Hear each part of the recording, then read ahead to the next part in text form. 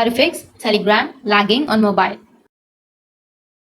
So if you want to fix Telegram lagging on your mobile, then first you need to open up your Telegram application. Once you open up your Telegram, now you just need to simply go with the upper left, which has that 3 bar, go with settings. Under settings, you can go with the privacy and security option, or just scroll down, go with data and storage. Under data and storage, now you just need to simply go with the data usage. And under your data or your storage usage, you will have clear cache options. Simply tap on clear cache and clear all of the cache that you have on the application. Once you clear the cache, now you can reload your Telegram and your problem might be fixed. But if that doesn't, then check your internet connection. It might be because of the internet connection also. So tap and hold on to your Telegram and then go with the app info. And once you check your internet connection, you need to go with storage and cache. Go with clear cache again. And now you need to restart your device, and after that your problem will be fixed. So that's how you can fix your Telegram lagging on mobile. And if you have any questions, feel free to comment below. Thanks for watching.